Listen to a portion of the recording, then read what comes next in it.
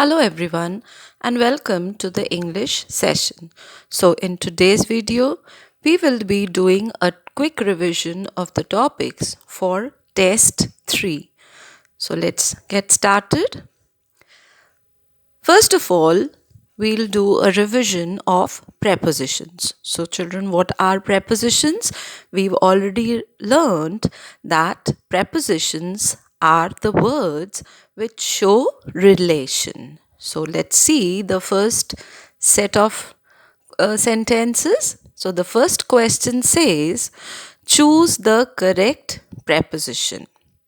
The first sentence in the exercise is, the little boy cried dash food, and the options are of, for, from, till. So the correct answer for the first sentence is for. So the correct sentence would be, the little boy cried for food. Then the second sentence, the poor beggar walked dash the gate of the mansion. And the options are on, for, till, towards. And the correct option is towards. So the sentence would be, the poor beggar walked towards the gate of the mansion.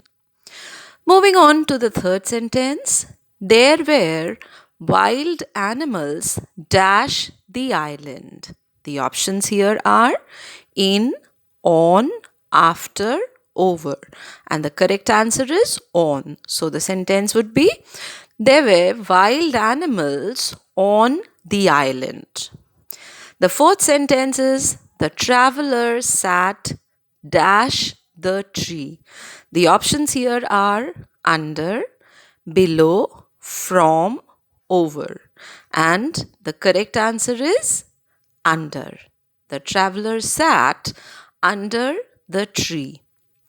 Moving on to the fifth sentence, the traveler sat dash the shade of the tree. And the options here are under, below, in, over.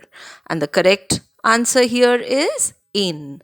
So the sentence would be, the traveler sat in the shade of the tree. And the last sentence in the first exercise is, I went to the kitchen dash search of food. And the options given are on, in, at, and for. And the correct option is in. So the sentence would be, I went to the kitchen in search of food. Now we move on to exercise number 2, that is question number 2. The second question is, choose the correct verb in agreement with the subject. So we have already learned that in a sentence, the verb must agree with the subject. If the subject is in singular number, the verb will also be in singular number. If the subject is plural number, the verb should also be in plural number.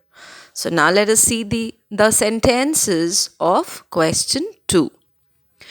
The first question is, Maya and Rita dash sisters. And the options given are is, am, are. So the correct verb would be are. Maya and Rita are sisters. The second sentence, there dash no student in the class. So the options here are is, are, and am. And the correct answer, the correct option is the verb is.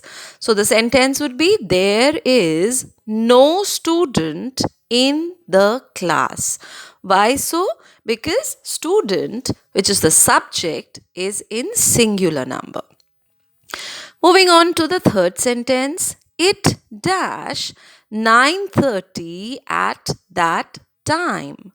And the options here are is, are, was. And the correct verb is was. So the sentence would be, it was 9:30 at that time. Moving on to the fourth sentence, there dash been many mistakes. And the options here are has, have, and are. And the correct option is have. There have been many mistakes. Why so? Because mistakes here in this sentence is the subject. Then the next sentence, that is sentence number 5. One of the boys dash absent yesterday. And the options given are is, were, was. And the correct verb will be was. One of the boys was absent yesterday. Now moving to the sixth sentence. She dash not come regularly. And the options given are do, does, have. And the correct answer is does. So the sentence would be, she does not come regularly. So I hope both the exercises are clear to everyone, that is prepositions and subject verb agreement. Now let us move on to the literature part.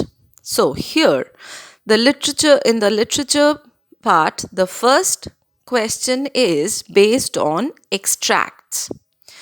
So the first extract says, both of them had been dangerously stung and were in terrible pain.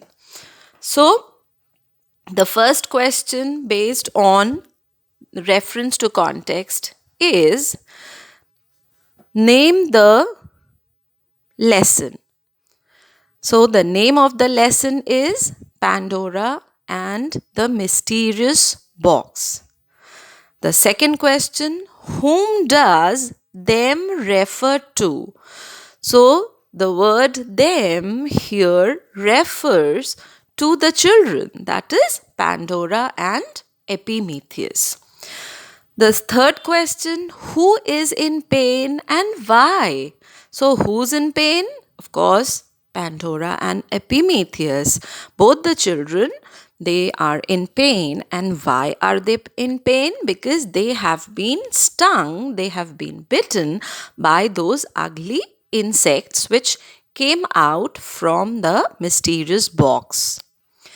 Now, moving on to the fourth question, which part of speech has the word terrible been used as? So look at the extract, look at the line given, sentence given. Both of them had been dangerously stung and were in terrible pain. So terrible pain. What kind of pain? Terrible pain. So the word terrible is an adjective. So how will you write? The word terrible has been used as an adjective. Moving on to the next extract. Your eyes are like the diamond bright, but mine are dull as lead. So I hope all of you could identify this line, that this is from the poem The Spider and the Fly. So now let us see the questions based on this extract. So the first question is, who is the speaker? And the speaker, who's the speaker? I hope all of you know. The spider is the speaker.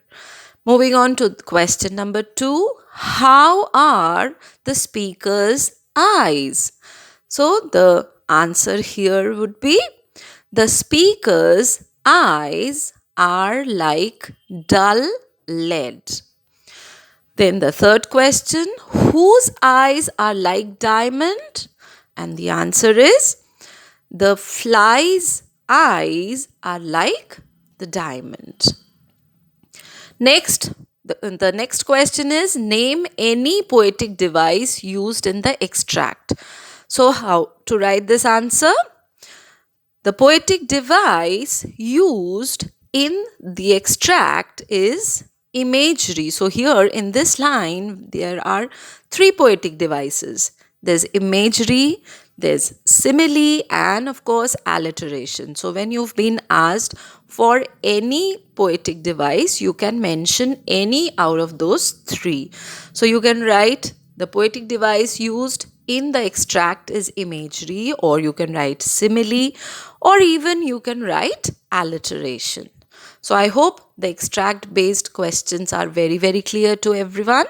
Now, moving on ahead to the next question, that is answer the following in short. So, the first question is, why did the fly change her mind and what did she do then? So, why did she change her mind? Of course, when the spider started praising her for her beauty, she changed her mind. She did not change her mind earlier when the cunning spider was inviting her to his house to see the parlor, to see the kitchen, to see the bedroom and all. She did not get attracted. But when he praised her for her beauty, she got attracted and she changed her mind. And what did she do then?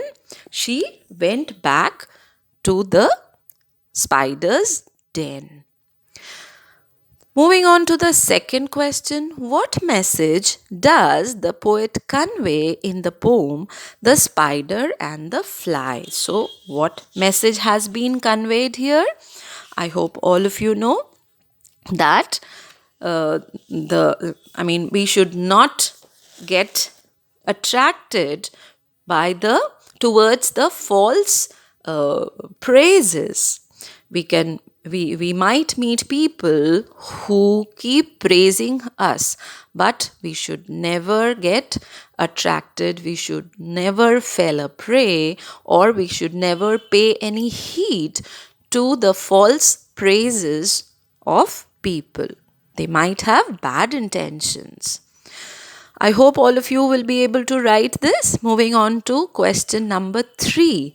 Describe the stranger who left the box in Epimetheus's cottage. So here you have to tell all about the stranger who kept the box in Epimetheus's cottage, how he looked. So, how will you write? The person or the stranger who left the box in Epimetheus's cottage was dressed in an odd kind of cloak and wore a cap that seemed to be made partly of feathers. It looked almost as if the cap had wings. So, this is how you are going to describe that man, that person. Moving on to the last question, why did the children get attracted to the box the second time? So, why did they get attracted? So, when they opened the box for the first time, all earthly creatures came out and the children were in real pain. Then they heard another tap, and this time a sweet voice called them from the box. So the voice said the children, or assured the children, that if she comes out from the box, she would not bring or she would not do any kind of harm. So when the children were completely assured that no harm would come out and all the sufferings would be lessened, they opened the box the second time. So I hope all these answers are very, very clear to everyone. So once when you get the questions, read the questions thoroughly and then frame your answer. You can write the answers in your own words, of course, but do keep in mind the word limit. So with this, I end today's session. See you again in the next session. Thank you so much.